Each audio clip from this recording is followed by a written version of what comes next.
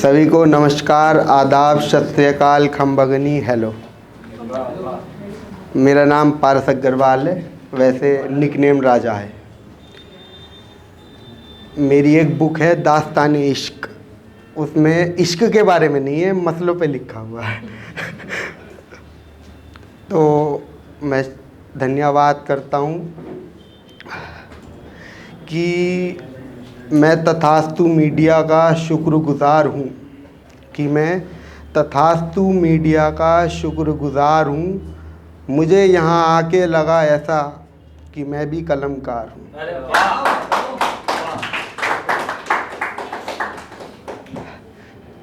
इशरते कतरा है दरिया में फ़ना हो जाना, इशरते कतरा है दरिया में फ़ना हो जाना, और दर्द का हद से गुज़रना है दवा हो जाना।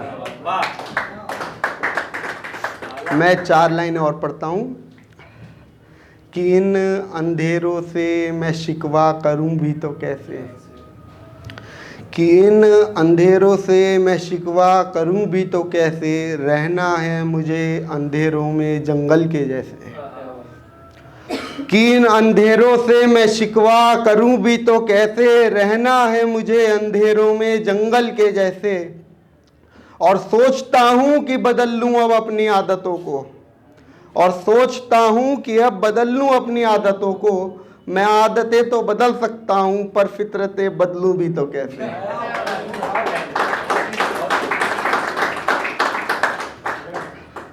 और एक 4 लाइन मैंने अपने ऊपर लिखी थी, अपने नाम के ऊपर।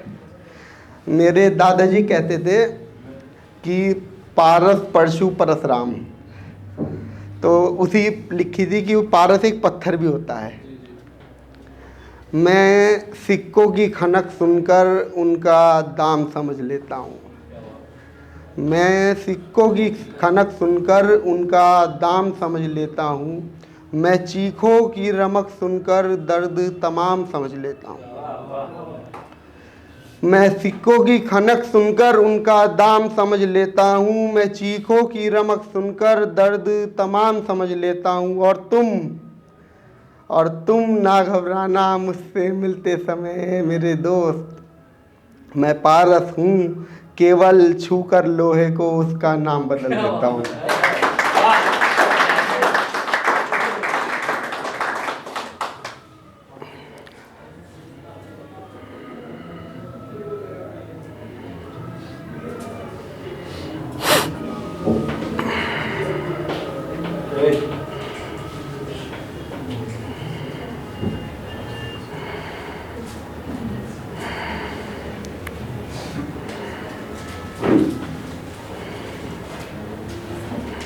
मैं आपको एक कविता सुनाता हूँ।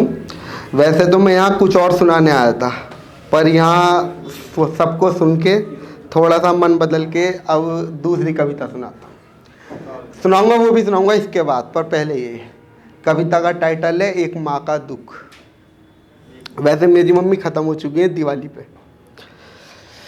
वो मेरी माँ है, कोई गुलाम नहीं, मैं सब कुछ छोड़ सकता हूँ उनके लिए, पर मैं देख नहीं सकता उन्हें सरेआम कहीं।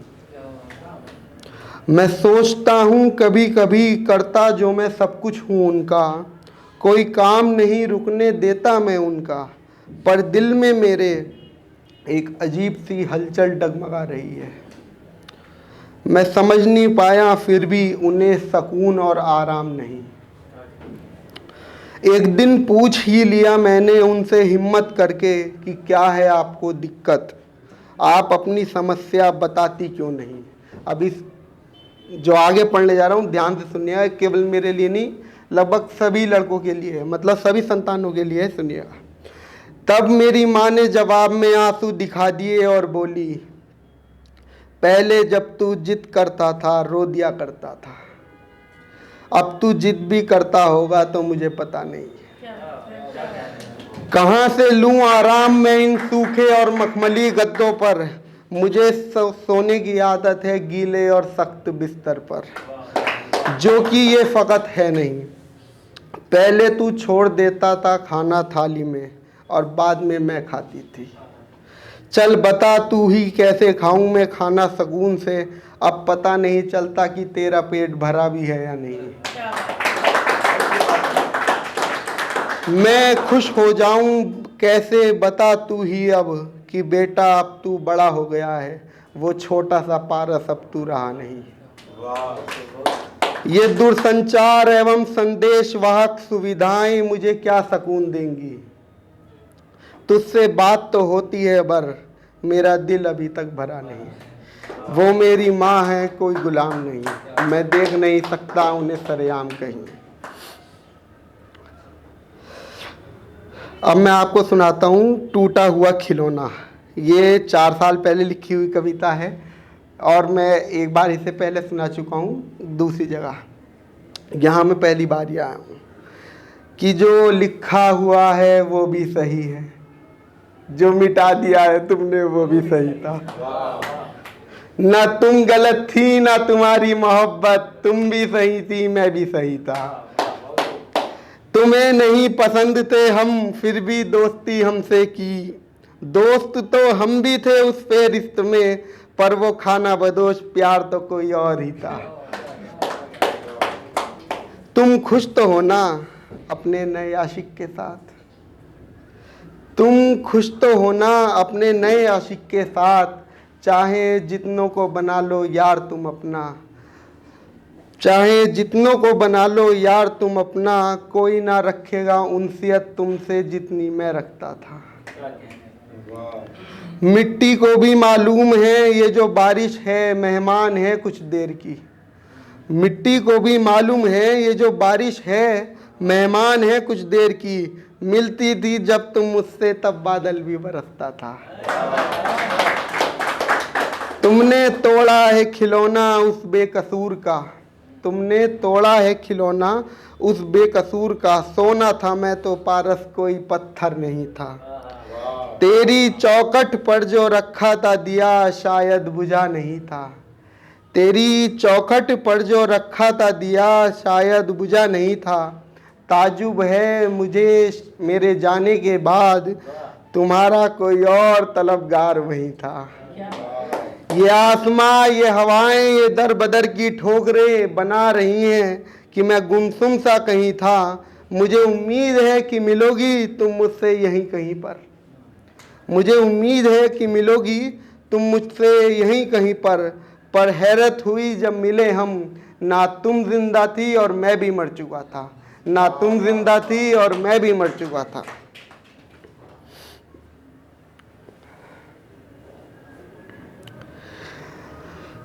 एक आखिरी कविता सुनाता हूँ फिर अपनी जगह लूँगा। अश्कों की माला। मैं लिखकर हाले दिल पन्नों पर रोता रहा, सारी रात तेरी याद में कलम को आंसुओं से भिगोता था। कि अश्क नहीं है अब आंखों में मेरी सूख गए हैं, मैं सोना चाहता हूँ यादों में तेरी दिन रूठ गए हैं। और मैं तुम्हारी हाँ ये बात और है कि तुम भूल गई हो सब कुछ, हाँ ये बात और है कि तुम भूल गई हो सब कुछ, और मैं तुम्हारे लिए रात भर ये जाग कर सोचता रहा। लिख डाली है पारस ने जाने कितनी पंक्तियां बेवफा तुम्हारे नाम पर। गमों के एक एक मोती को मैं अश्कों की माला में पिरोता रहा। ये हाल है उस पंछी नुमा पारस का जो आजाद तो है पर पिंजरे में।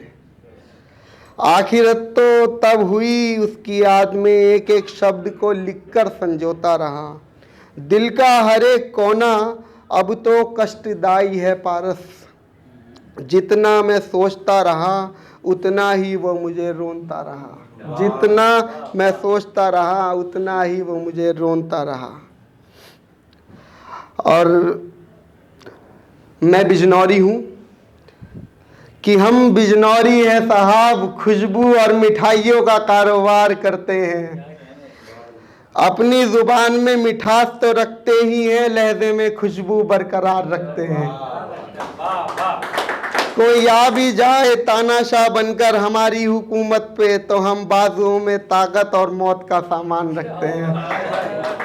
वैसे तो इल्म रहता है हमें अपने संस्कारों का, इसी कारण कोई दुश्मन बनकर भी आए तो उससे पहले दोस्ती का फरमान रखते हैं।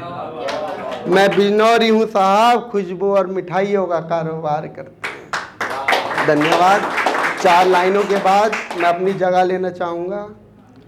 वे 4 लाइनें कुछ इस प्रकार हैं कि तुम्हारी होठों की आवाज़ी बड़ी प्यारी लगती है।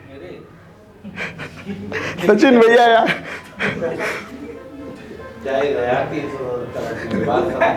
तुम्हारी होठों की आवाज़ी, भैया पिछली बार मैं भूल गया था।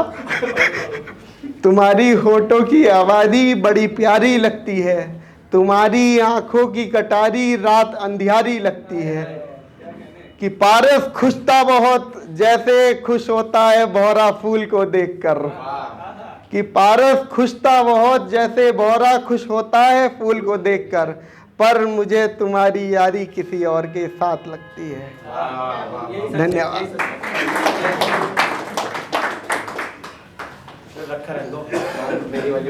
अच्छा,